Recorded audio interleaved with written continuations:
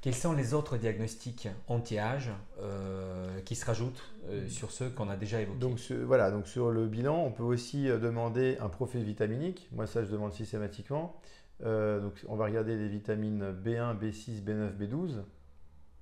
B9, B12, B6 qui vont impacter aussi le niveau d'homocystéine. C'est quoi? Donc l'homocystéine, je vais aussi la demander. L'homocystéine est un marqueur du risque cardiovasculaire, mais également un reflet de processus de méthylation. Voilà, c'est un petit peu complexe, on ne va pas rentrer trop dans le détail, mais cette méthylation va avoir un rôle dans la survenue ou pas de maladies. Donc là, on est en train de rentrer gentiment dans ce qu'on appelle l'épigénétique, c'est-à-dire que cette méthylation va avoir un impact sur le fait que l'ADN va pouvoir se dérouler ou pas et dévoiler des morceaux, des séquences d'ADN qui seront ou pas responsables de maladies. Donc l'homocystéine, c'est extrêmement important.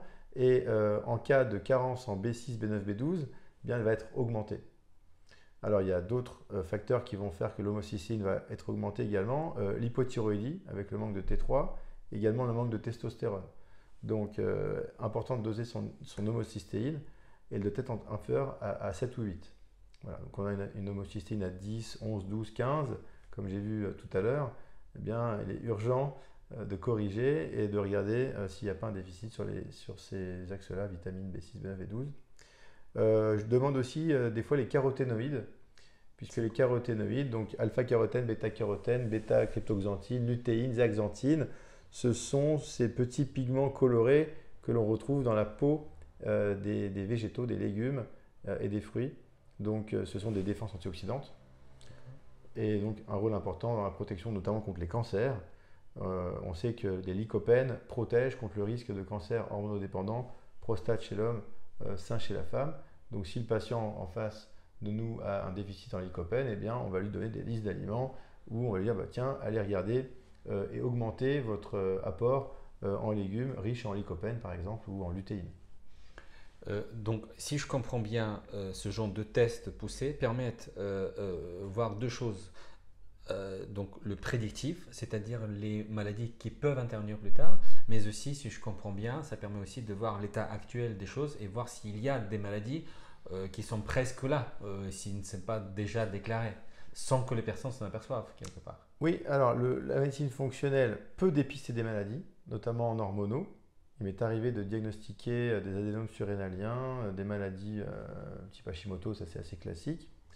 Euh, on peut être amené à dépister des cancers, malheureusement, en cas de troubles digestifs, on va demander une coloscopie, etc. Mais ça, c'est du ressort de la médecine classique finalement. D'accord. Euh, dans l'immense majorité des cas, mais les patients qui viennent me voir ont déjà éliminé tout ça. Donc moi, je suis dans un environnement sain puisque je sais que, entre guillemets, le patient n'a pas de maladie grave, en principe, et je vais aller rechercher les carences qui vont expliquer ces symptômes. Mais comme tu l'as dit, on va être aussi prédictif parce que, comme je l'ai expliqué tout à l'heure, avec l'indice oméga 3, avec le rapport AA sur EPA, on va être capable de dire si le patient, voilà, est-ce qu'il est sur l'arrêt de la santé pour ne pas développer de maladie cardiovasculaire. Avec la 8-hydroxydéguanosine urinaire, la 8-OHDG, du stress oxydatif, le risque de cancer, puisque c'est un marqueur de la réparation de l'ADN. Donc plus c'est augmenté, plus on répare de l'ADN, ça veut dire qu'on fait du stress oxydatif, on casse des cellules, on n'est pas à l'abri qu'il y ait une cellule qui dégénère et qui donne un cancer, bien qu'on ait tous les jours des cellules cancéreuses qui sont filtrées par notre système immunitaire et qui vont arrêter ces cellules cancéreuses. Dans un de vos posts, vous parlez de tests génétiques et notamment des analyses ApoE. C'est quoi précisément et pourquoi vous en parlez? Alors, ApoE, c'est un test, plutôt c'est un gène qui code pour une protéine qui s'appelle l'apolipoprotéine E. Et cette apolipoprotéine E, on sait aujourd'hui qu'elle va déterminer, c'est validé par des études, le risque de survenue de la maladie d'Alzheimer. Il existe trois polymorphismes pour cette ApoE, pour ce gène ApoE. Et un polymorphisme, en fait, c'est le fait qu'il existe plusieurs allèles différents pour un même gène. Donc, un gène, il est constitué de 2 allèles, celui du papa, celui de la maman. Et donc, il existe plusieurs allèles qui vont déterminer le type de gène. Donc, c'est ça le polymorphisme génétique. Donc, pour l'ApoE, il existe 3 polymorphismes. ApoE2, ApoE3 et ApoE4. Vous pouvez avoir un gène, un allèle ApoE2 et un allèle ApoE4 selon ce que vous avez hérité de votre papa ou de votre maman. Donc on peut comme ça déterminer plusieurs polymorphismes ApoE, E2, E2, E3, E3, E4, E4 ou un mélange. Qui vont influencer, qui vont impacter quoi? Alors, le risque de survenue de la maladie d'Alzheimer plus tard. Celui qui est ApoE4, E4 aura entre 9 et 13 fois plus de chances de développer la maladie d'Alzheimer.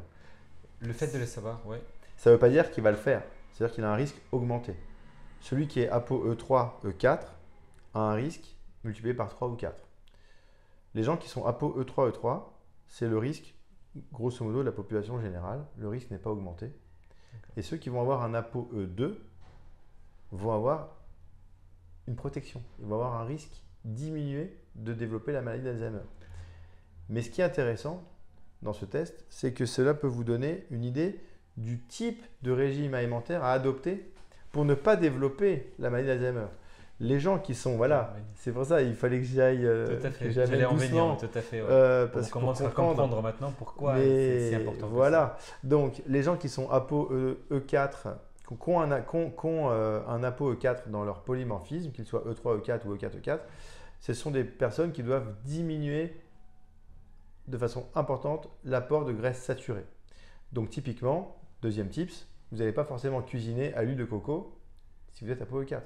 Puisqu'il y a beaucoup qui cuisinent à l'huile de coco parce que c'est une graisse saturée qu'on peut cuisiner facilement, qui ne va pas s'oxyder. Tout à fait. Le problème, c'est que si vous êtes ApoE4, vous êtes en train de flinguer votre cerveau gentiment.